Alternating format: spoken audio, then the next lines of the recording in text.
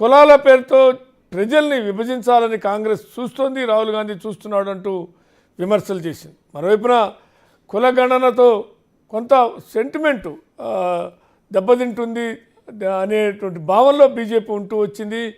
మరో అంశాన్ని కూడా పదే పదే చెప్తూ వచ్చింది బీజేపీ నాయకులు. ఒక్కో రాష్ట్రంలో ఒక్కో రకంగా సామాజిక సమీకరణలు ఉన్నాయి. ఒక చోట బీసీగా సామాజిక వర్గంగా ఉన్నవారు, మరో చోట ఓసీ, ఒక చోట ఓసీలో ఉన్నవాళ్ళు, మరో చోట బీసీ, ఇలా వివిధ రకాలు ఉన్నారు. ఇది దేశవ్యాప్తంగా కులగణన అనేది సాధ్యం కాని అంశం అంటూ కేంద్ర మంత్రుల దగ్గరించి రాష్ట్ర నాయకుల వరకు చెబుతూ వచ్చారు. కానీ తాజాగా నిన్న సడన్గా క్యాబినెట్లో దేశవ్యాప్తంగా జనగణనతో పాటు కులగణన కూడా చేపడతారని క్యాబినెట్ నిర్ణయం తీసుకోవడంతో క్రెడిట్ ఇది రాహుల్ గాంధీ జోడయాత్ర సందర్భంగా మేమెంతో మాకంతా అంటూ బీసీ సామాజిక వర్గం, అదేవిధంగా మరోవైపున తాము అధికారులకు వస్తే కులగణన చేపట్టమే కాదు 50% రిజర్వేషన్ సీలింగ్ను కూడా ఎత్తేస్తామని రాహుల్ గాంధీ చెప్పారు. ఇక దానికి రాహుల్ గాంధీ ఆదేశాలకు అనుగుణంగా తెలంగాణ రాష్ట్రం కూడా కులగణన చేపట్టి అసెంబ్లీలో ఆమోదించి గవర్నర్ దానికి ఆర్డినెన్స్ తీసుకొచ్చి చట్టబద్ధ కల్పించడంతో పాటు ఢిల్లీ వేదికగా జంతర్ మంతర్ దగ్గర ధర్నాలో ముఖ్యమంత్రితో పాటు దేశవ్యాప్తంగా 16 పార్టీల నాయకులు పాల్గొనడంతో ఈ క్రెడిట్ కాంగ్రెస్ మాదేనంటూ తెలంగాణ రాష్ట్రమే దేశానికి రోల్ మోడల్ అంటూ ఇవాళ ముఖ్యమంత్రి కూడా మీడియాతో మాట్లాడటం జరిగింది. దీంతో మరి తెలంగాణ ప్రభుత్వం క్రెడిట్ తీసుకుంటే తెలంగాణ ప్రభుత్వం చేసిన కులగణన అనేది అది రాజకీయ కులగణన తప్ప అది నిజమైన కులగణన కాదు అంటూ బీజేపీ ఎదురుదాడి చేస్తుంది. చూద్దాం ఏం జరుగుతుందో. డిబేట్లోకి వెళ్దాం. డిబేట్లోకి వెళ్ళడానికి ముందు వివరాలు ఒకసారి చూద్దాం.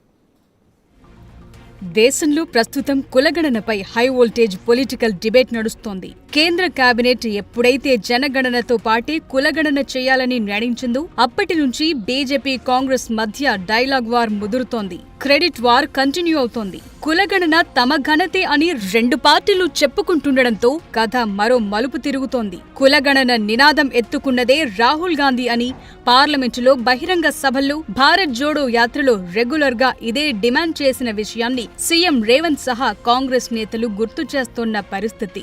2023లో ఖర్గే కేంద్రానికి రాసిన లేఖ, అలాగే మొన్నటి ఏఐసీసీ సమావేశంలో ఆమోదించిన తీర్మానాన్ని చూసుకోవాలంటున్నారు. మేము ఒక విధానంతోనే ఒక ప్రక్రియ ద్వారా సంపూర్ణమైన సమాచారాన్ని సేకరించిన 97% జనాభా ఈ ప్రక్రియలో పాల్గొన్నారు. ఇవి లెక్కలని చెప్పినాం.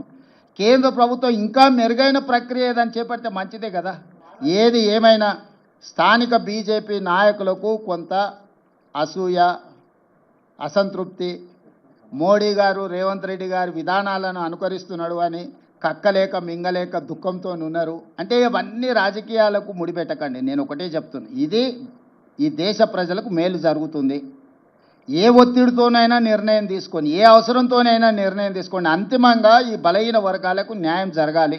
ఇప్పుడు రాహుల్ గాంధీ గారు 2 సంవత్సరాల క్రితము నుంచి అంటున్న కులగణన, మరి అప్పుడు రాహుల్ గాంధీ గారికి వచ్చిన ఆలోచన ప్రధానమంత్రి మోడీ గారికి ఎందుకు రాలేదు? దీనికి జవాబు చెప్తారా బీజేపీ? అటు బీజేపీ కూడా స్ట్రాంగ్ కౌంటర్ ఇస్తోంది. కాస్ట్ సెన్సస్ అన్నది తమ ప్రభుత్వం తీసుకున్న చారిత్రక నిర్ణయంగా బీజేపీ నేతలు చెప్పుకుంటున్నారు. సామాజిక న్యాయం దిశగా ముందడుగు వేశామంటున్నారు. కాంగ్రెస్ చరిత్ర చూస్తేనే కులగణనకు వ్యతిరేకంగా ఉందన్న విషయాలను ప్రస్తావిస్తున్నారు. మండల్ కమిషన్ రిపోర్టును కూడా అడ్డుకున్నారన్న పాయింట్ను తెరపైకి తెస్తున్నారు.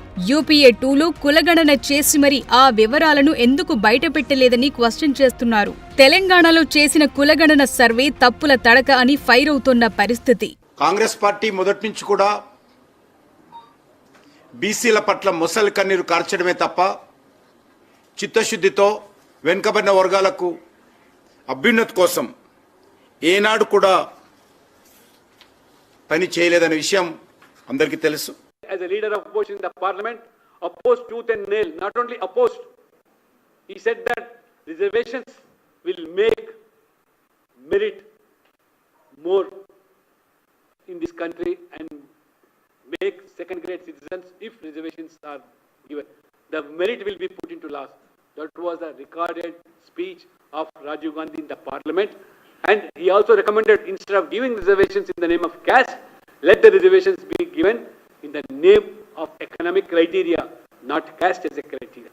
That is the true colors of the Congress party. కులగణనతో పాటే తీవ్ర చర్చనీయాంశమవుతున్న మరో మ్యాటర్ ఏంటంటే 50% రిజర్వేషన్ కోటా దాటి ఇస్తారా ఇవ్వరా అన్నది కీలకంగా మారుతోంది. 1992లో సుప్రీంకోర్టు ఇందిరా సాహ్ని కేసులో రిజర్వేషన్లు 50% మించకూడదని తీర్పు ఇచ్చింది. 50% రిజర్వేషన్ పరిమితిని తొలగించాలని, దీనికోసం రాజ్యాంగ సవరణ చేయాలని కాంగ్రెస్, సమాజ్వాదీ, జేడీయూ వంటి పార్టీలు స్వరం పెంచుతున్నాయి. దీంతో దళితులు, ఆదివాసీలు, ఓబీసీలకు జనాభా ఆధారంగా ఎక్కువ రిజర్వేషన్ అందించే వీలుంటుందన్నది రాహుల్ గాంధీ, కాంగ్రెస్ అభిప్రాయంగా ఉంది. మరోవైపు బీజేపీ మాత్రం ఈ 50% కోటా దాటడంపై చాలా జాగ్రత్తగా మాట్లాడుతోంది. స్పష్టంగా మ్యాటర్ చెప్పటం లేదు. అమిత్ షా వంటి నేతలు ఎస్సీ, ఎస్టీ, ఓబీసీలకు రిజర్వేషన్లు కొనసాగుతాయని, ముస్లిం రిజర్వేషన్లు మాత్రం రాజ్యాంగ విరుద్ధమంటూ మాట్లాడుతోన్న పరిస్థితి.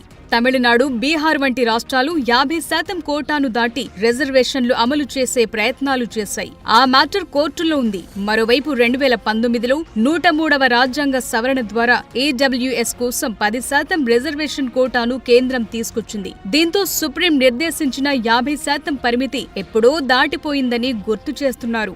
ఇప్పుడు కులగణన తర్వాత ఓవరాల్ గా రిజర్వేషన్ పరిమితి ఎక్కడిదాకా వెళుతుందన్న ప్రశ్నలైతే ఉన్నాయి. సో కాంగ్రెస్ తమ సామాజిక న్యాయ ఎజెండాను హైలైట్ చేస్తూ రాహుల్ గాంధీకి క్రెడిట్ ఇస్తుండగా బీజేపీ దీన్ని మోదీ ప్రభుత్వ విజయంగా చెప్పుకుంటోంది.